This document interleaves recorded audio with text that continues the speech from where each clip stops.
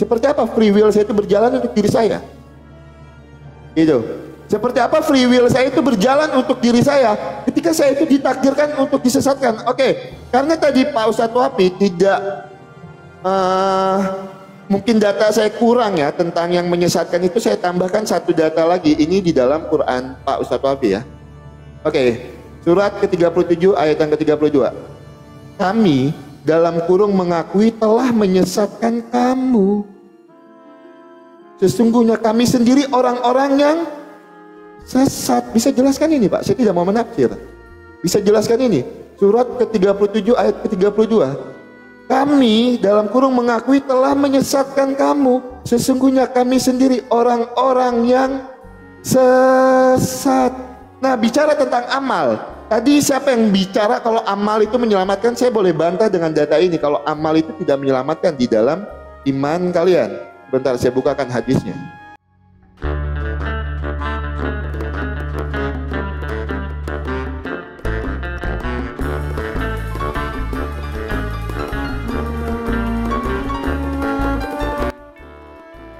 Bicara tentang ini tadi ya, sebentar ya. Oke. Hadis Muslim 5037. Tidak ada seorang pun yang dimasukkan surga oleh amalnya. Dikatakan tidak juga Tuhan, wahai Rasulullah. Beliau menjawab, tidak juga aku, kecuali bila Robmu melimpahkan rahmat padaku. Loh, ini amal tidak menyelamatkan. Di dalam hadis Muslim 5037. Ini tidak menyelamatkan. Kalau amal itu tidak menyelamatkan, letter lex di sini tertulis tidak seorang pun yang dimasukkan surga oleh karena amalnya. Ini saya minta bantah hadis ini dengan data. Ya, tolong bantah hadis ini dengan data. Oke, saya rasa cukup. Silakan Bang Rudi Yohanes kalau mau mengambil waktunya. Ya, teman-teman Kristen di tap-tap layarnya yuk. Pokoknya kita bisa lengkap tadi.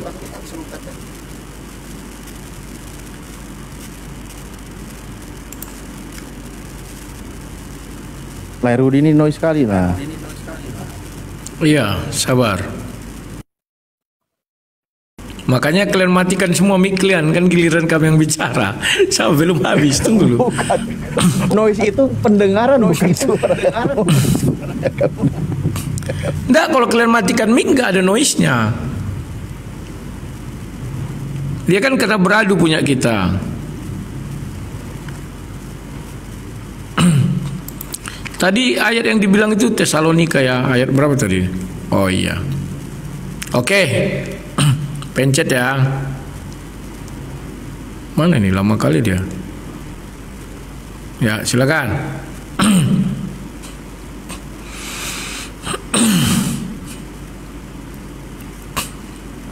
Ya. Tadi Mas Oki sudah menjabarkan 2 Tesalonika tadi ya. Itu benar kawan. Jadi kita harus membaca dari ayat 5 bahwa ada nabi-nabi palsu datang, guru-guru palsu mengajarkan bentuk-bentuk Tuhan lain. Dan Tuhan yang mereka ajarkan itu ajarannya apa?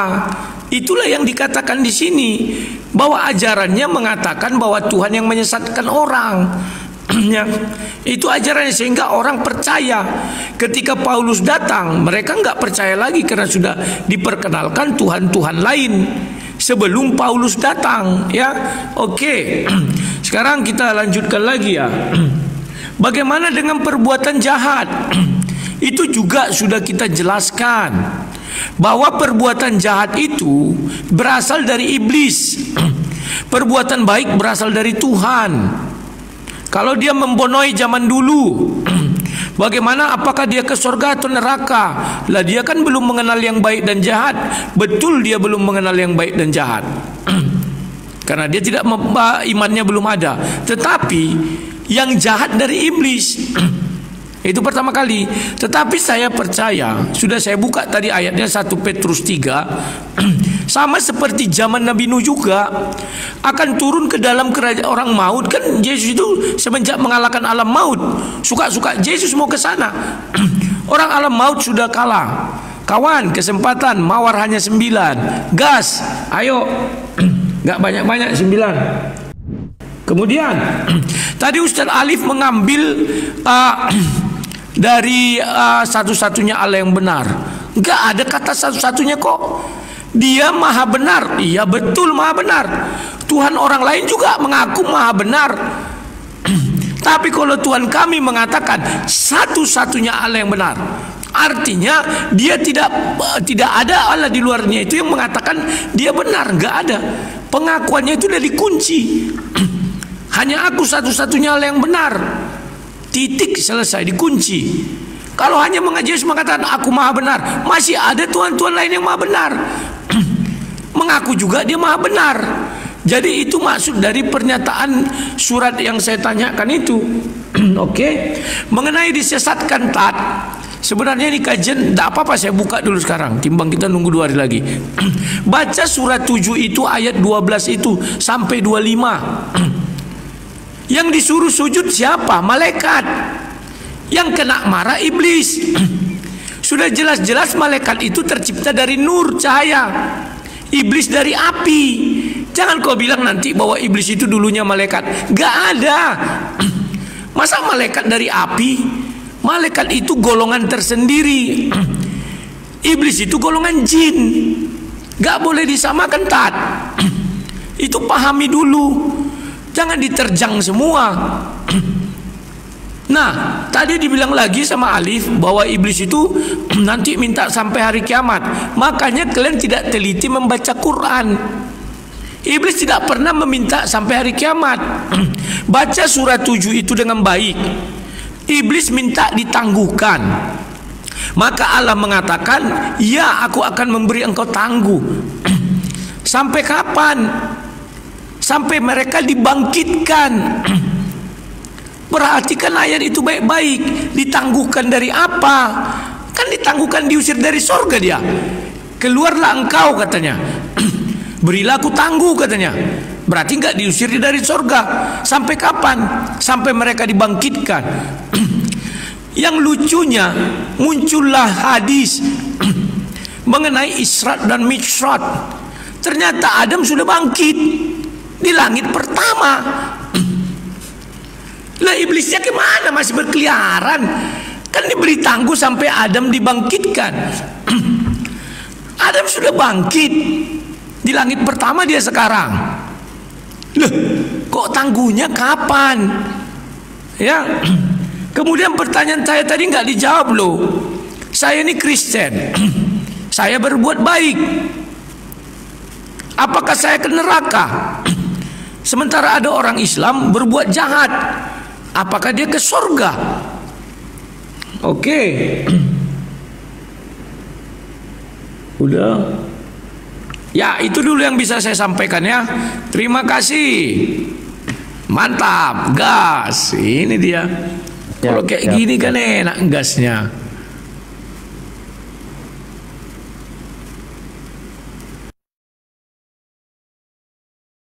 Lay, itu the noise-nya mainkan, Lay. Jadi maksudnya nggak ngeresek gitu loh. Bukan feedbacknya, tapi ngeresek mic-nya.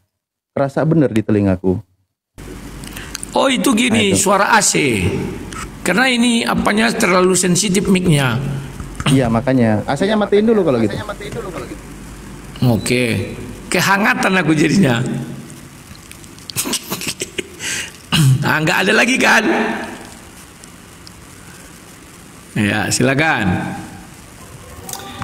Oke, bismillahirrahmanirrahim. Jadi begini ya.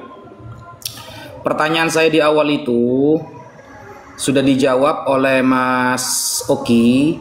Bagaimana kemudian ada orang-orang yang hidup di pedalaman, dia tidak pernah mengenal Tuhan, akhirnya dia berbuat jahat. Apakah dia masuk surga? Maka Mas Oki mengatakan tidak. Karena berdasarkan Roma 1 nomor 20. Jadi tidak ada alasan lagi dia tidak mengenal Tuhan. Kata Mas Oki, tidak ada alasan lagi dia tidak mengenal Tuhan. Jadi tetap orang yang berbuat jahat meskipun ada di pedalaman, meskipun dia tidak pernah mendengarkan penginjilan, dia tetap masuk neraka. Maka di mana keadilan Tuhan kalau seperti itu? Dia kan nggak tahu gitu loh. Dia nggak tahu. Dia hidup di ruang lingkup yang tidak ada akses internet. tidak pernah tahu kepada siapa itu juru selamat, siapa itu Yesus. Lalu kalau dikatakan misalnya di dalam Roma ya, di sini ya. Ini kita baca di dalam Roma 1 nomor 20. Sebab apa yang tidak nampak daripadanya, yaitu kekuatannya yang kekal dan keilahiannya, dapat nampak kepada pikiran dari karyanya sejak dunia diciptakan, sehingga mereka tidak dapat berdalih. Ini pemaksaan banget ayat ini.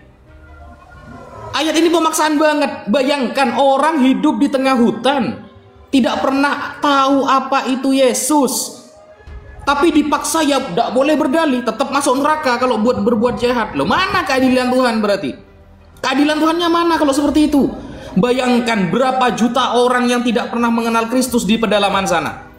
Berapa juta orang yang hidup di tengah gunung sana, tidak ada akses internet, dia tidak tahu apa itu kebenaran, lalu dia langsung divonis masuk neraka. Mana keadilan Tuhan?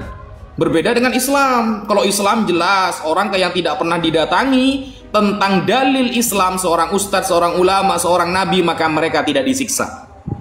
Mereka tidak disiksa sebab ketidaktahuannya, karena akses untuk mencari sebuah kebenarannya nggak ada gitu loh. Sedangkan Mas Oki dengan tegas mengatakan, wah tidak bisa berdalih, tidak bisa berdalih dia. Waduh, keras banget kan? Bertentangan dengan jawaban Mas Rudi. Kata Mas Rudi, gak kenal Yesus sekalipun kalau melakukan 9 roh masuk surga.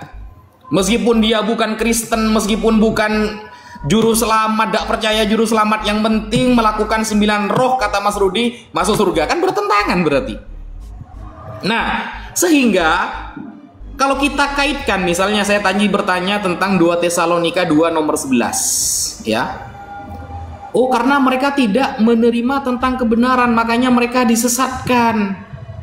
Lah, apa bedanya dengan Al-Quran kalau begitu? Surah As-Saffat ayat ke-32.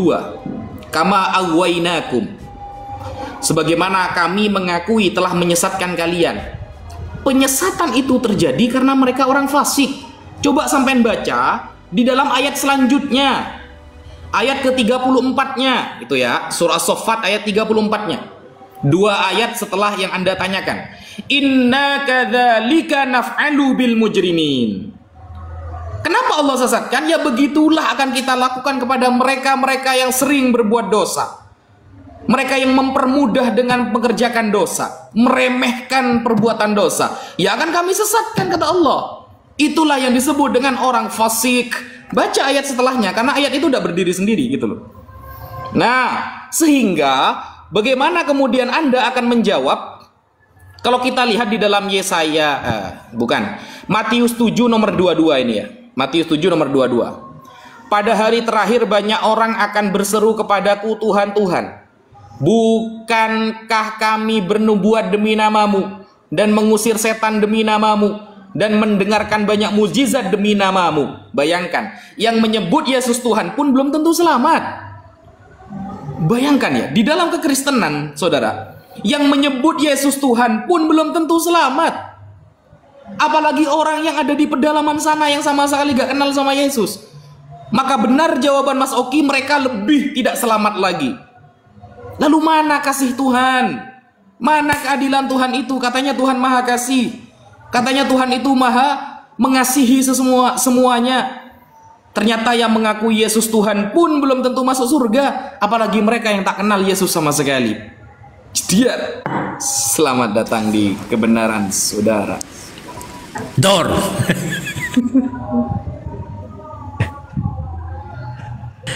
Allahu Akbar. Ayo semangat. Mana kawan-kawan ini? Ayo. Silakan, semangat, kita gas.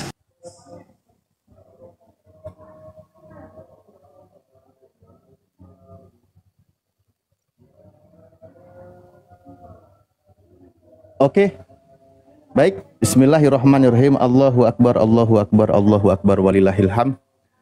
Pertama, hadis yang dipertanyakan bahwa apakah di situ amalan tidak menyelamatkan.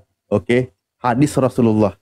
Coba cermati dengan lengkap sampai akhir kalimat, tetapi rahmat Allah lah yang akan memasukkanmu ke surga. bukan amal soleh. Lalu amal soleh itu apa? Amal soleh itu adalah cara kita mendapatkan rahmat Tuhan.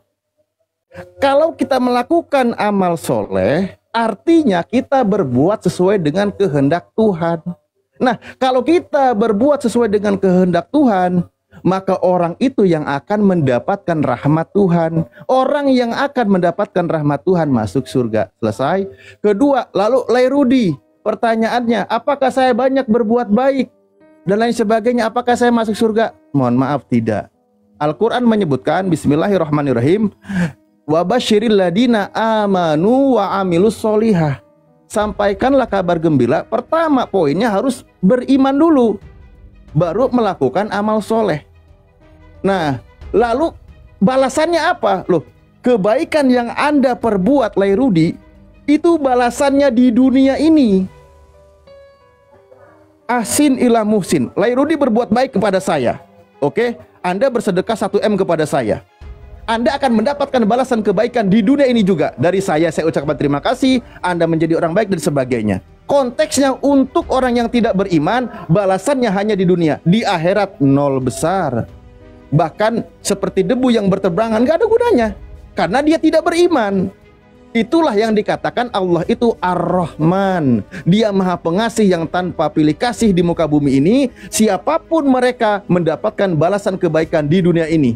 Tapi orang yang beriman, selain mendapatkan balasan kebaikan di muka bumi, juga balasannya nanti di akhirat, yaitu jannah. Makanya sampaikanlah kabar gembira kepada orang yang beriman dan yang beramal soleh, gitu. Jadi poinnya di situ. Nah, kebalikannya, bagaimana ketika ada orang yang melakukan amal kebaikan tapi beriman?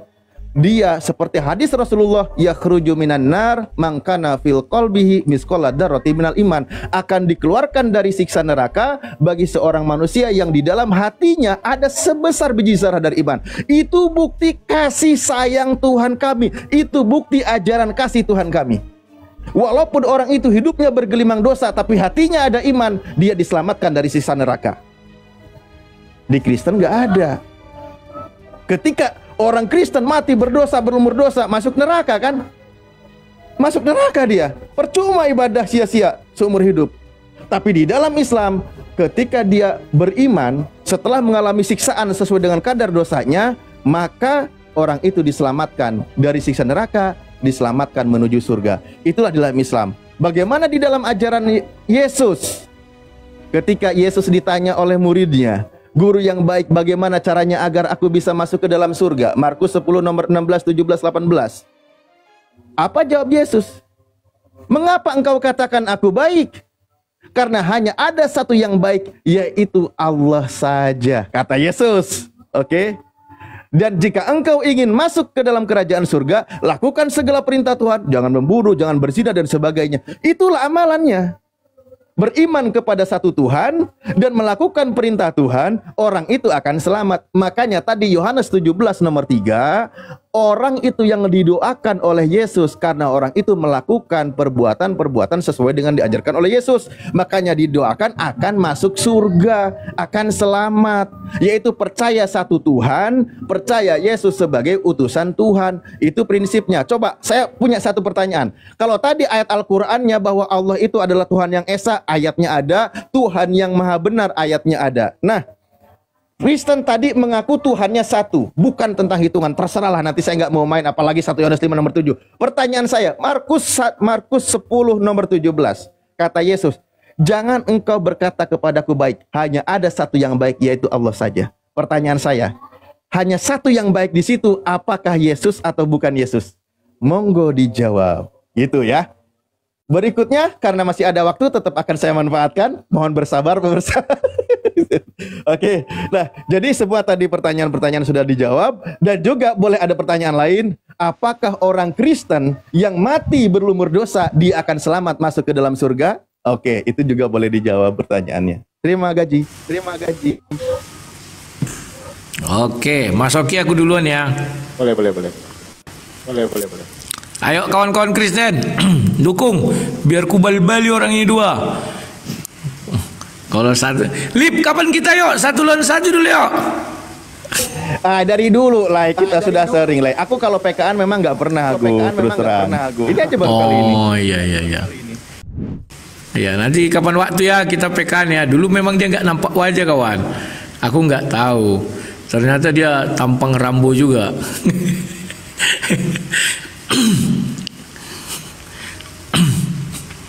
Oke, kawan-kawan, bagaimana mereka ini percaya diri bahwa Tuhan itu adil? Saya mau tanya kepada kalian dua, nanti jawab. Kebaikan itu berasal dari siapa? Apakah iblis punya kebaikan? Contoh, saya menolong orang miskin, saya menolong anak yatim. Apakah itu berasal dari iblis? Mereka ini nggak paham konsep, kawan. Kalau saya tadi selaras dengan Mas Oki, bagaimana orang zaman dahulu yang membunuh? Saya bilang orang yang masuk surga zaman dahulu kalau bisa melaksanakan 9 buah roh. Ketika dia membunuh, apakah melaksanakan 9 buah roh? Kan tidak. Sejak kapan dia melaksanakan 9 buah roh? Terus Mas Alif bilang apa? Orang Islam yang misalnya dia membonoi, mencuri, merampok segala macam, berzina, akan dipindahkan dari neraka ke surga. Saya cari di Al-Quran ayat yang nggak ada. Oh kan ada di hadis. Apakah lebih tinggi hadis itu daripada Al-Quran? Orang jelas-jelas hadis itu siapa penulisnya? Ada nggak Allah SWT mengatakan bahwa dia menjaga dan memelihara hadis? Nggak ada. Ya tolong nanti ya habis ini carikan saya surah berapa orang akan dipindahkan dari neraka ke surga yang berdosa ya. Di mana keadilan Tuhan? Kalau di Kristen jelas kebaikan berasal dari Tuhan. Paham ya? Tidak ada kebaikan dari iblis. Karena dia berasal dari Tuhan. Itulah 9 buah roh. Mau kau tidak mengenal dia, tanpa sadar kau tahu itu dari Tuhan. Kau nggak tahu kan? Karena tidak mengenal dia. Terus yang lucunya, Ustadz Yusuf pula. Ustadz Wapi bilang gini, ya. Orang yang belum mengenal Islam, orang yang kepadanya belum datang Al-Quran, itu akan masuk, tidak akan disiksa. Ya tidak akan disiksa di mana? Di neraka apa di alam kubur? Karena di dalam Islam siksa itu ada 2, alam kubur dan neraka. Oh langsung masuk surga misalnya dia bilang. Kenapa di dalam Al-Quran orang Yahudi dibilang ke neraka dan dikafir-kafirkan? Orang Yahudi kan tidak mengenal Islam. Baca saja Quran itu. Yahudi itu kafir, Nasrani itu kafir. Kenal enggak orang Nasrani sama Islam? Belum. Islam itu ada abad ke-6. Kenapa harus dipaksakan zaman Musa ada Islam? Mana pernah Musa mengenal Islam? Itu harus dipahami. Kalau Musa mengenal Islam, maka agama Musa itu harusnya Islam, bukan Yahudi. Kenapa pengikutnya jadi Yahudi? Harusnya Islam dong. Ada nggak pengikut Musa? Ada. Dari mana kita tahu? Baca saja kisah Raja Mesir, Firaun. Siapa yang mengikut Musa, disalibnya menyilang. Berarti kan ada pengikut Musa. Kenapa dia tidak dikatakan Islam? Kan jadi lucu kita kawan-kawannya. Yahudi itu artinya pengikut Musa. Sejak semula kan dibilang Taurat diturunkan kepada orang Yahudi. Lah kok tiba-tiba merujuk? Berarti Musa ke neraka dong. Karena dia tidak beragama Islam, tidak mengenal Al-Quran. Kan begitu ya. Kemudian ini ajaran kasih katanya. Ajaran kasih Allah SWT itu hanya berlaku bagi orang yang mengucap 2 kalimat syahadat. Orang yang tidak mengucap 2 kalimat syahadat, kasih Allah SWT tidak berlaku. Kan sudah kalian buktikan sendiri. Saya berbuat baik setengah mati ke neraka, gak ada tawar-tawar. Lah jadi apa gunanya kebaikan saya itu? Apa kebaikan saya itu berasal dari setan? Kalau ajaran Kristen jelas, kebaikan berasal dari Tuhan. Tidak pernah setan mengajarkan kebaikan. Tolonglah anak yatim, tolonglah orang miskin, rawatlah janda-janda montok. Kan gitu. Ada nggak ajaran iblis? Nggak ada. Apalagi nih ayat Al-Quran, cari nanti yang memindahkan orang dari neraka ke surga. Apalagi nih ya. Oke, silakan Mas Oki, tunggu aja habis ini. Tinggal 8 detik lagi. Oten tap layar dulu, Oten. Tap layar dulu, Oten. Habis lu tidak ada lagi yang mau tap layar, Oten. Pertanyaanku tolong ada yang ayo jawab ya. tap layar, bantu.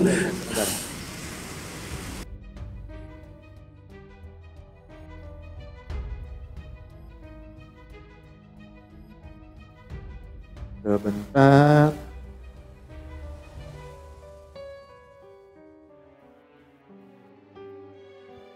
Oke, karena banyak dari Pak Ustadz Wafi yang harus kita tanggapi ya teman-teman ya, supaya nanti kita terkesan tidak menjawab. Dan Pak Ustadz Wafi tadi bilang ya, apa yang menjadi narasi saya dengan narasi Bang Rudi Yohanes itu berbeda. Lah berbedanya di mana Pak? Emang kalau orang berbuat jahat itu melakukan 9 buah roh? Kan tidak. Nah kalau dia tidak melakukan kejahatan, jelas sekali di dalam 1 Timotius 1 ayat yang ke-13 saya bacakan. Aku tadinya seorang penghujat dan seorang penganiaya dan seorang ganas, tetapi aku telah dikasihinya karena semuanya itu telah kulakukan tanpa pengetahuan, yaitu di luar iman. Jeder. Alkitab itu sanggup Pak menjelaskan. Makanya saya jawab tuh pakai Alkitab. Kami itu punya Alkitab itu yang sempurna. Terus pertanyaannya tadi di dalam Matius 7 ayat yang ke-22.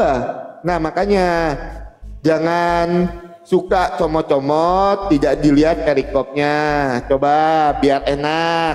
Bukan setiap orang yang berseru kepada Tuhan yang masuk ke dalam kerajaan sorga. Berbicara tentang apa sih ayat ini sebenarnya? Loh, hal pengajaran yang sesat loh. Ini udah jelas ayatnya. Jeder, selamat datang di kebenaran Mbak. Ini kebenaran Kristen Mbak. Makanya banyak orang yang berbicara tentang Tuhan Yesus, mengaku dia pengikut Tuhan Yesus, mengaku dia percaya dengan mulutnya, tetapi hidupnya tidak seturut dan sekehendak dengan firman Tuhan, maka nol, tidak akan pantas untuk kerajaan sorga. Karena apa? Di dalam Yakobus jelas sekali, iman tanpa perbuatan mati. Itu ya. Nah itu jadi jeder, selamat datang. Nah dari tadi Pak Ustadz Wafi bilang di mana letak ketidakadilannya.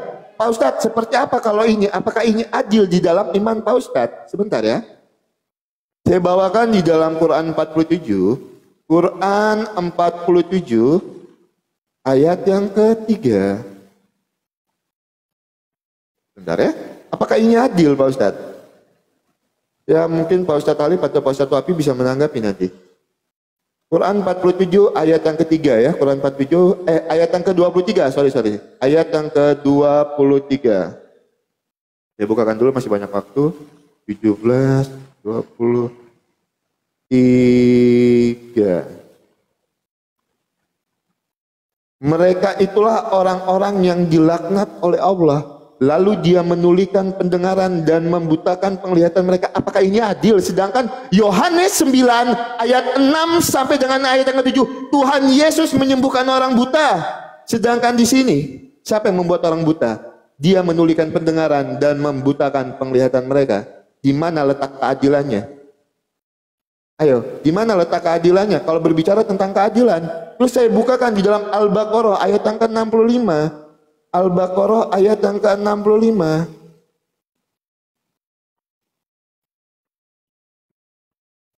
Sungguh kami benar-benar telah mengetahui orang-orang melakukan pelanggaran di antara kamu pada hari Sabat. Lalu kami katakan sebentar. Iya benar, Al-Baqarah ayat yang ke-65. Sebentar ya. Sesungguh kami benar-benar telah mengetahui orang-orang yang melakukan pelanggaran di antara kamu pada hari Sabat. Lalu kami katakan kepada mereka, jadilah kamu kera yang hina. Loh di mana pengampunannya di sini? Kenapa dijadikan kera? Di mana letak keadilannya, Pak? Apakah orang tidak pantas untuk berbuat baik? Apakah orang tidak pantas diberikan kesempatan untuk bertobat? Kok main dikutuk aja, jadi kera yang hina? Loh di mana? Kalau berbicara tentang keadilan, makanya dari tadi kalau mau bicara tentang keadilan, bahkan Pak Ustadz Wafi dan Pak Ustadz Alif tidak menjawab satu pertanyaan saya. Di mana free will saya bisa digunakan kalau saya ditakdirkan untuk disesatkan? Di mana datanya dari tadi? Tidak ada yang menjawab. Tidak ada yang menunjukkan data dari tadi. Saya diam. Di mana free will saya ini bisa saya gunakan? Kalau saya ini sudah ditakdirkan untuk disesatkan. Itu. Nah, kalau berbicara tentang keadilan jelas sekali. Di mana letak keadilannya? Di dalam Al-Baqarah ayat yang ke-65, surat ke-47 ayat yang ke-23. Di mana letak keadilannya? Oke, Bang Ludiones kalau mau menambahkan silakan Bang. Ada 21 detik Bang. Oke, terima kasih. Terus jangan lupa loh. Kalian bilang jalan masuk surga itu bertobat. Jalannya dari mana? Makanya baca surat 7, baca surat 2 ayat 30 sampai 38. Adam itu bertobat, tobatnya diterima, diusir dari surga. Terima kasih.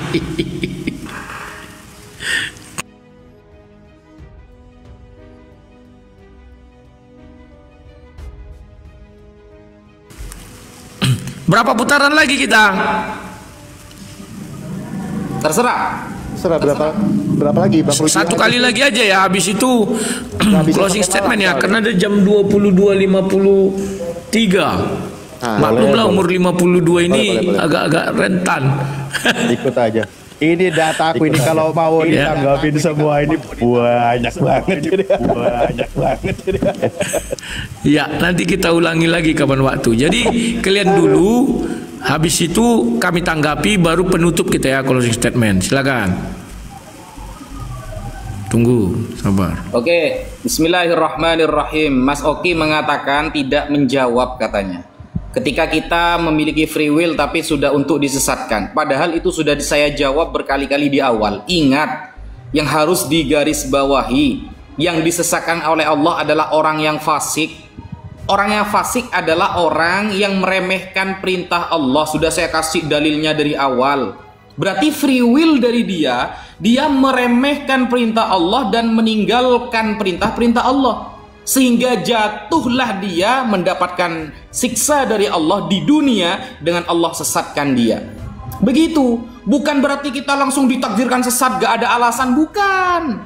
Makanya di awal saya katakan, wa ma yudillu bihi illal fasiqin. Surah Al-Baqarah ayat 26. Allah gak akan menyesatkan kalau dia gak fasik. Jadi fasik dulu, baru disesatkan oleh Allah. Lah fasik ini berarti atas free will-nya dia. Dia meremehkan perintah Allah, dia meninggalkan perintah Allah, barulah terjadi begitu loh. Lalu di sini Mas Oki membawa surah Muhammad ayat ke-23. Ulaika alladzina la'anahumullah fa'asammahum wa a'ma absarahum. Mereka itulah orang yang dilaknat oleh Allah, lalu dia menulikan pendengaran dan membutakan penglihatan mereka. Selalu saya katakan, orang-orang yang mendapatkan siksaan seperti ini ya adalah orang-orang yang fasik. Kamu tadi mengatakan jangan comot-comot dong, baca satu perikop, sama. Saya juga mengatakan begitu. Jangan comot-comot, lihat ayat selanjutnya, lihat ayat sebelumnya. Apa ayat sebelumnya? Fahal asaitum in tawallaitum an tufsidu fil ardh wa tuqatti'u arhamakum. Apakah seandainya berkuasa kamu akan berbuat kerusakan di bumi dan memutuskan hubungan dengan kekeluargaanmu? Orang yang berbuat kerusakan di bumi, memutuskan silaturahim adalah perbuatan yang sangat besar dosanya. Membuat kerusakan di bumi kayak orang-orang Israel tuh. Maka mereka pantas dibutakan dan ditulikan dari kebenaran oleh Allah Subhanahu wa ta'ala. Jangan dicomot-comot juga. Baca ayat sebelumnya gitu. Karena pakai ulaika. Ulaika mereka itulah. Siapa mereka? Baca ayat sebelumnya gitu loh. Kemudian tadi juga membawakan surah Al-Baqarah ayat 65. Walaqad alimtumul ladzina tadaw minkum fis sabt fakulna lahum kunu qiradatan khasiin. Dan orang-orang yang melanggar hari Sabat, mereka dilaknat oleh Allah. Ingat, pelanggaran hari Sabat bukan satu kali terjadi. Awalnya Allah memerintahkan orang-orang Bani Israel Untuk beribadah di hari tertentu mereka tidak mau. Karena di hari Jumat saat itu adalah hari di mana Allah berikan rezeki. Mereka meminta hari Sabtu, dipindahkan kepada hari Sabtu. Akhirnya Allah turuti permintaan mereka, dikasih di hari Sabtu. Ternyata mereka tetap melanggar hari Sabat. Karena berkali-kali pelanggaran itu, makanya Allah kunu qiradatan khasiin, dilaknat oleh Allah. Karena sudah berkali-kali, sudah diselamatkan dari kejaran Fir'aun di Mesir, sudah diberikan manna wassalwa oleh Allah, sudah diberikan keutamaan begini-begini begitu, kok ternyata hari Sabat pun yang sesuai permintaan mereka kok dilanggar. Yakunu qiradatan khasiin. Makanya mereka dilaknat oleh Allah. Itu sudah berkali-kali. Bukan hanya satu ayat ini yang dibaca begitu, saudara. Lalu Mas Rudi Yohanes mengatakan, Mas Oki mengatakan tadi, apa yang bertentangan saya dengan Mas Rudi Yohanes? Ya ada.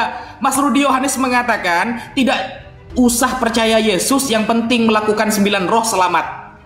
Tapi kata Anda, menggunakan Roma 1 nomor 20, ya, menggunakan Roma 1 nomor 20, harus tahu kenal Allah, harus kenal Yesus, harus percaya, baru selamat. Nah, ini berbeda, bertentangan, saudara. Lalu Mas Rudi mengatakan, mana ada ayat orang kafir, orang yang bersalah dipindah dari neraka ke surga di Al-Quran. Lalu disampaikan hadis Anda tidak terima. Lah, hadis itu karya siapa? Al-Quran 30 juz itu firman Allah. Sedangkan kitab Anda setebal 2 buku, itu tulisan Yohanes, Matius, Markus, Lukas, Paulus, dan us yang lain. Andaikan kita bandingkan firman Allah, kita ambil firman Bapak saja, sisa 2 lembar kitab Anda, saudara. Dear, selamat datang di kebenaran.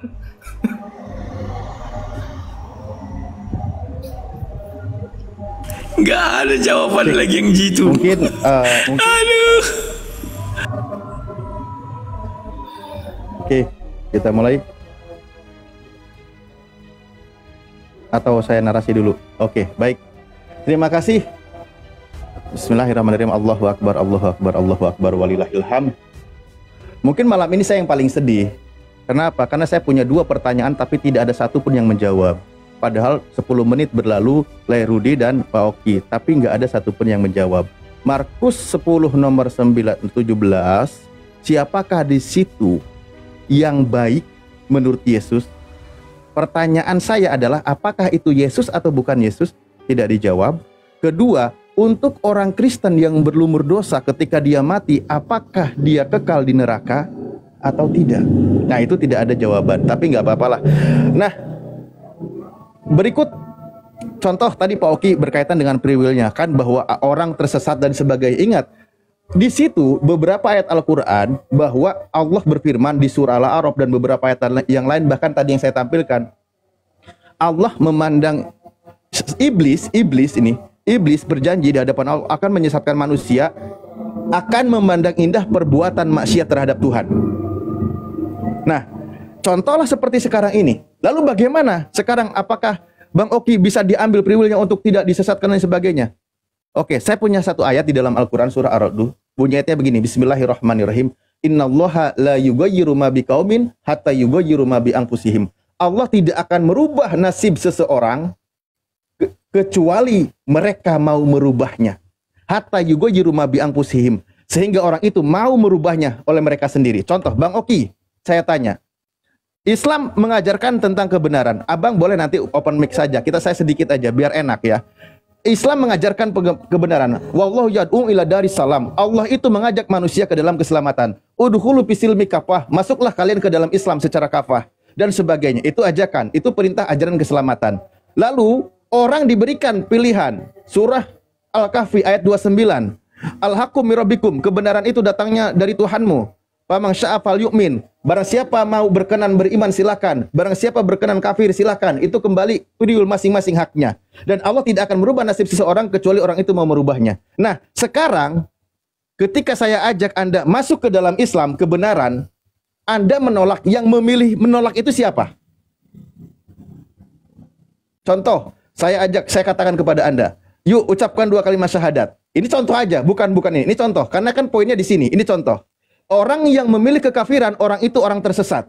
Ya, bahwa itu orang dolim, orang tersesat. Orang yang beriman itu contoh orang selamat. Ini dalam konsep Islamnya. Nah, lalu di situ poinnya, orang yang Allah tidak akan merubah nasib seseorang kecuali oleh orang itu sendiri. Nah, sekarang Anda mau mengucapkan 2 kalimat syahadat dengan saya? Bang Oki? Bang Oki? Nggak mau. Berarti Anda sendiri yang menolak. Anda sendiri yang memilih sesat. Kan Tuhan sudah memberikan kepada manusia. Tuhan tidak akan merubah nasib keadaan seseorang kecuali orang itu mau merubahnya. Jadi ketika ada orang yang tersesat memilih kesesatannya, jangan salahkan Tuhan karena Anda memilih jalan yang sesat. Karena Anda memilih jalan yang sesat, maka dihukumilah Anda orang tersesat.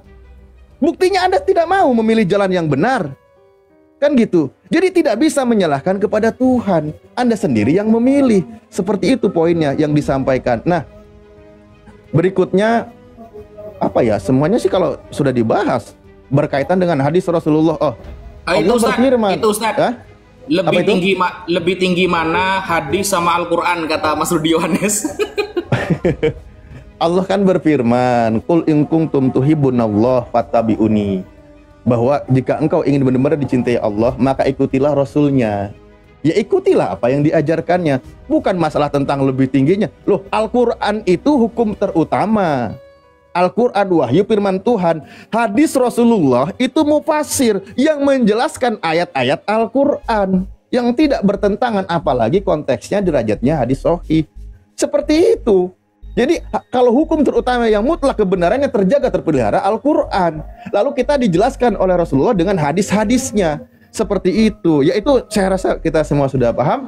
Nah, untuk teman-teman Kristen ini justru saya kasihan sebenarnya. Karena satu, tidak ada jaminan orang Kristen yang menuhankan Yesus beribadah hari Minggu ke gereja dijamin masuk surga oleh Yesus. Nggak ada. Saya berani katakan nggak ada. Nggak ada. Saya tambahin Ustaz, sedikit Ustaz. Ya, siap. Lebih tinggi mana Paulus sama Yesus? Paulus bilang 9 roh menyelamatkan. Kata Yesus harus percaya dulu dan dibaptis. Ayo. Padahal tadi pertanyaan saya nggak ada jawaban ya. Tidak ada ada orang Kristen yang masuk neraka. Itu apakah dia kekal di neraka? Sudah, nanti kita jawab. Ya. Aku dulu Mas Oki ya. Dan satu lagi, siapa satu yang baik menurut Yesus di Markus 10 nomor 17? Apakah Yesus atau bukan Yesus? Aku jelaskan Markus 10. Alif berbicara Bible itu tidak bisa kau ambil sepotong ayat. Kenapa Yesus mengatakan itu? Ada datang orang, guru yang baik katanya. Yesus mengatakan jangan kau bilang aku baik. Kenapa Yesus mengatakan itu? Karena orang itu belum mengenal Yesus. Apa maksudnya? Baca ayat selanjutnya. Yesus mengatakan pergilah jual seluruh hartamu. Apa dia sanggup? Kan gak sanggup.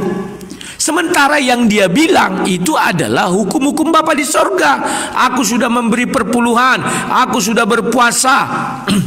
Makanya Yesus mengatakan Bapa yang baik, karena dia sudah mengenal Bapa. Sementara dia belum mengenal Yesus. Kan akhirnya dia kecewa. Mana yang dia katakan dia baik Yesus itu? Kan akhirnya dia kecewa.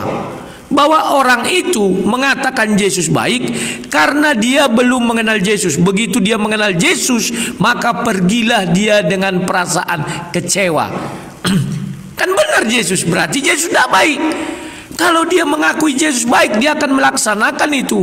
Pergi menjual seluruh hartanya dan membagikan kepada orang-orang miskin. Paham ya? Oke. Sekarang kita lanjutkan. Aku geli melihat kalian ini.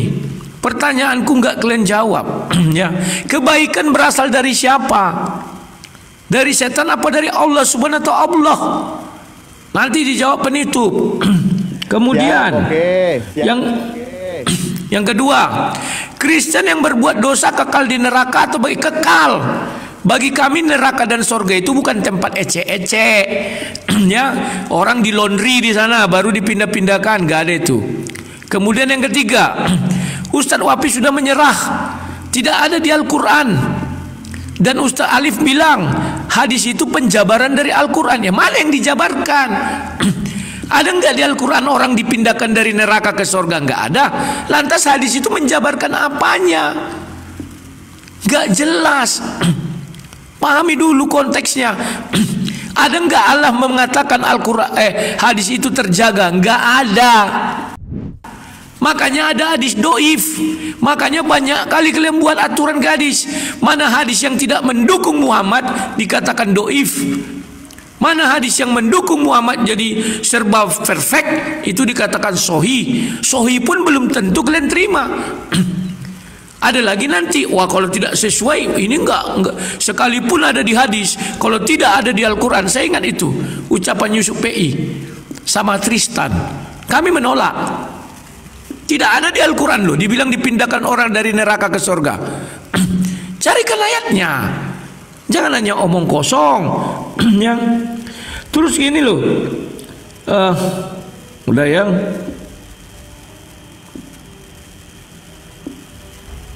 oke, yang berikutnya kita berbicara tadi tentang menyesatkan. Kan sudah kujelaskan baca surat 7. Jelas-jelas Allah menyuruh sujud itu cahaya, nur atau malaikat. Kebetulan lewat iblis. Iblis itu api. Makanya dibilang iblis, karena engkau menyesatkan aku. Kan tersesat iblis di situ. Orang yang disuruh sujud itu adalah cahaya, nur. Yang kena marah adalah api. Makanya dia bilang, berilah aku waktu tangguh. Adam sudah bangkit sekarang. Di mana iblis? Sampai mereka dibangkitkan. Artinya jikalau ada satu orang bangkit, kan tidak dibilang semua. Mereka itu lebih dari satu. Yahya sudah bangkit di langit kedua. Di mana sekarang iblis? Itu kalian jawab dulu. Masa saya berbuat baik karena saya tidak beriman kepada 2 kalimat syahadat, lantas saya ke neraka? Di mana letak keadilan Tuhan? Terus orang Islam, ada nggak Islam yang tidak melaksanakan sholat Jumat? Banyak. Kalian lihat di mall kalau hari Jumat. Kenapa tidak dikutuk jadi kera? Tidak ada keadilan. Itu adalah jenis dari Allah itu tidak suka sama Yahudi. Sementara kata si Ustaz tadi, kalau belum datang Islam kepada mereka, mereka ke surga. Tapi faktanya mereka malah dikutuki jadi kera. Silakan. Wah ini yang bagus sih, nanti kita angkat lagi nih ya.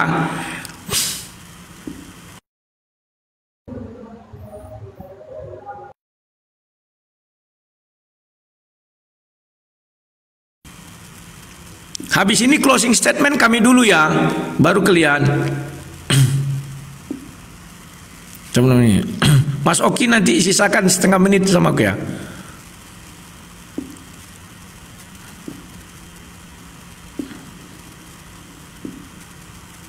Semuanya udah dijawab ya.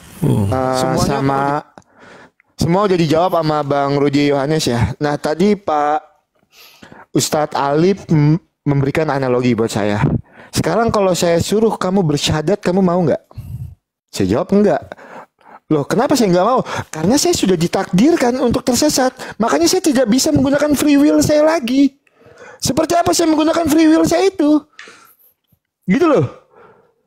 Atau saya sudah beberapa data yang saya tunjukkan, atau saya harus tambahkan 2 data lagi ya. Ini saya tambahkan data dari tadi, saya selalu tambahkan data dari Al-Quran, Pak Ustadz Wapi dan Pak Ustadz Alif ya. Ini di dalam Al-Hijr ayat yang ke-11. Oke. Tidaklah datang seorang rasul kepada mereka kecuali selalu memperolok-oloknya. Ini kan kelakuan fasik nih, orang jahat nih ya, memperolok-olok kerjanya. Kita cari tahu siapa yang memasukkan olok-olok ini. Al-Hijr ayat ke-12.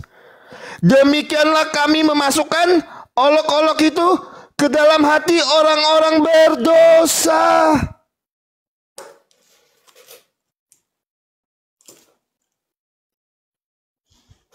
Gimana menanggapi ayat itu? Nah, jadi beberapa ayat yang saya tunjukkan tadi tidak secara spesifik dijawab seperti apa bentuk keadilannya. Apakah tidak ada pengampunan ketika dikutuk menjadi kera? Tidak ada secara spesifik dijawab di mana letak pengampunannya itu, di mana letak keadilannya itu, di mana. Nah, masalah disesatkan. Berapa banyak ayat yang saya tunjukkan. Dari tadi diputar-putar ke orang fasik. Yang menyebabkan orang berbuat fasik itu kan iblis. Nah, yang menyesatkan iblis itu siapa? Gitu loh, kita gunakan analoginya di situ. Misalnya nih, saya berbuat dosa, saya ini berbuat dosa misalnya ya. Itu kan atas bisikan iblis. Nah, iblis ini yang menyesatkannya siapa? Sumbernya siapa? Kan analoginya di situ. Misalnya saya malam ini ke kafe remang-remang misalnya kan. Itu kan atas bisikan iblis. Nah, iblis itu dapat bisikannya dari iblis itu disesatkannya oleh siapa? Kan poinnya di situ jalurnya. Itu silakan Bang Ruji Hanes tadi minta tambah waktu ya. Silakan dia ambil aja Bang. Silakan dia ambil aja Bang. Ya, oke, terima kasih.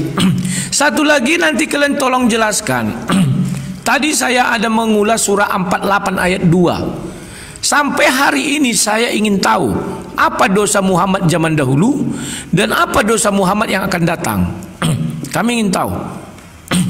Ya, dan saya sudah cari di Al-Quran, Nabi Muhammad tidak pernah bertobat minta ampun. Saya belum temukan ayatnya. Bantu nanti. Tapi kalau Adam ada ayatnya.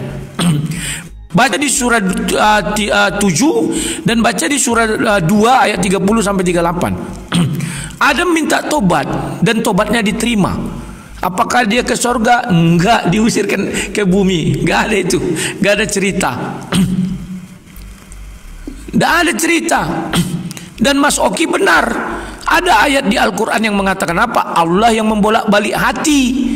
Jadi ketika saya menolak Allah, ya jangan marah. Allah yang membolak-balik hati saya.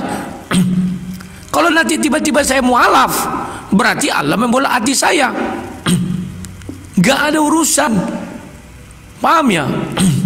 Kemudian yang hebatnya lagi, bagaimana seorang pembunuh karena Islam masuk surga, sementara saya orang yang kafir berbuat baik masuk neraka? Keadilan macam apa itu? Kenapa itu terjadi? Karena orang Islam tidak paham kebaikan itu dari Tuhan, bukan dari iblis. Makanya kami di awal mengatakan Galatia 5 ayat 22-23. Siapa yang bisa membuat itu semua? Tidak satu hukum pun menentang hal itu. Kenapa? Karena semua 9 itu berasal dari Tuhan. Gak ada itu berasal dari iblis. Memang dari dulu kalian gak paham konsep ini. Kemudian tetap kita fokus kepada surah 7 itu.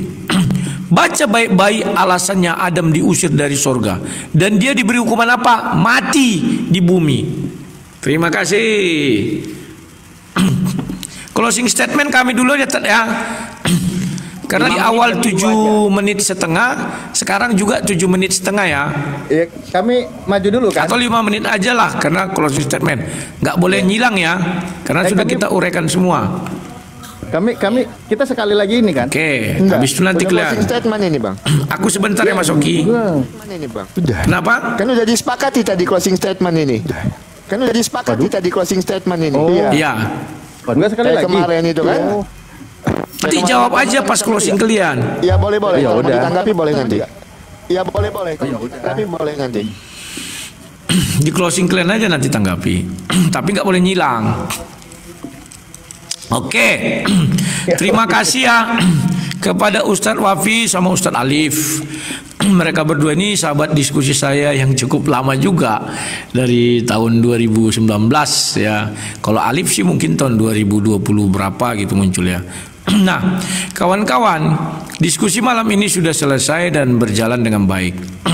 Semua yang kami paparkan hanyalah 2 gendangnya. Itu yang pertama, saya memberitakan Injil, mereka berdakwah. Saya belajar, mereka belajar. Saya bertanya kepada mereka, kan itu belajar. Mereka bertanya kepada kami, juga belajar. Kami membantah, mereka membantah, itu namanya berapologet. Jadi 3 hal ya. Menginjil atau berdakwah, belajar, dan berapologetika. 3 hal ini yang kami praktekkan sekarang ya. Nah, kawan-kawan, jangan kalian memikir bahwa wow, ini jadi begini, janganlah, slow lah. Ini hanya diskusi ya. Apapun yang kami ucapkan di sini karena kami membalas apa yang menjadi pertanyaan mereka dan apa yang menjadi bantahan kami.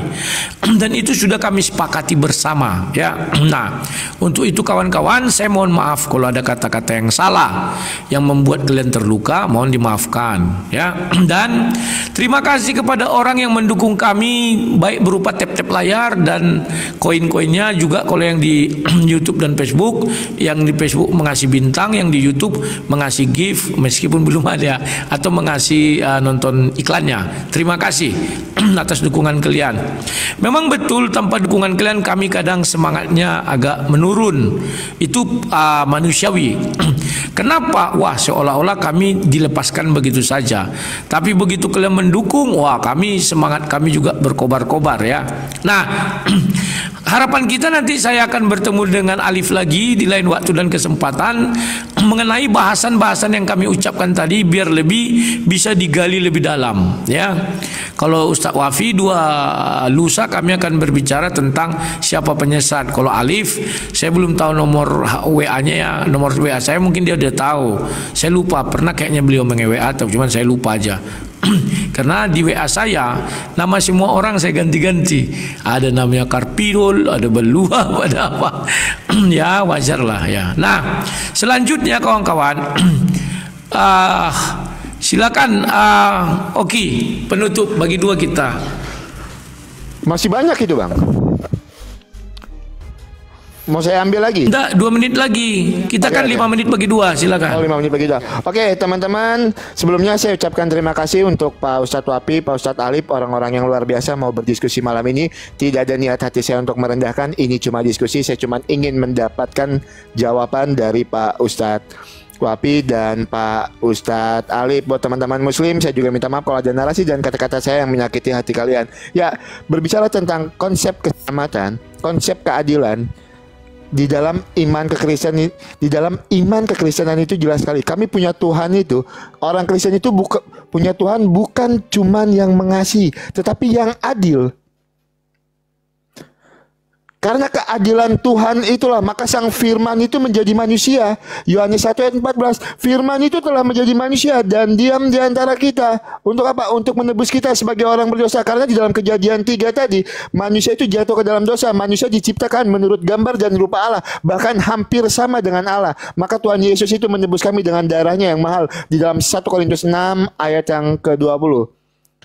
Kalau bicara tentang keselamatan di dalam iman Kristen itu semata-mata karena kasih kebaikan Tuhan terhadap kami sebagai orang yang berdosa. Yohanes 3 ayat 16, karena begitu besar kasih Allah akan dunia ini sehingga Ia mengaruniakan anaknya yang tunggal supaya setiap orang yang percaya itu tidak binasa melainkan beroleh hidup yang kekal. Jadi kalau kami mengusahakan keselamatan kami tidak akan bisa. Jelas konsep keselamatan dan keadilan di dalam iman kekristenan. Dan saya mau tegaskan, orang Kristen itu tidak menyembah 3 Tuhan, tetapi Tritunggal itu berbicara tentang kebagaimanaan Allah seperti yang saya jelaskan di awal tadi. Ya, buat teman-teman Kristen, hidup untuk Kristus, mati adalah sebuah keuntungan, tetap menjadi saksi Tuhan di dalam kehidupan kita tanpa kita menghujat agama lain, tanpa kita menjatuhkan agama lain. Silakan Bang Rudi Yohanes kalau mau diambil. Sudah selesai. Sudah selesai. Iya.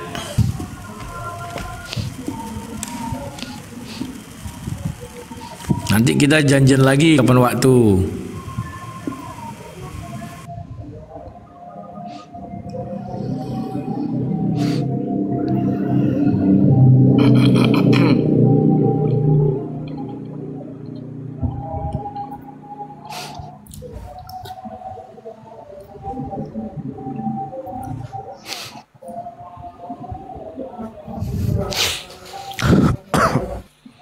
Oke, bismillahirrahmanirrahim.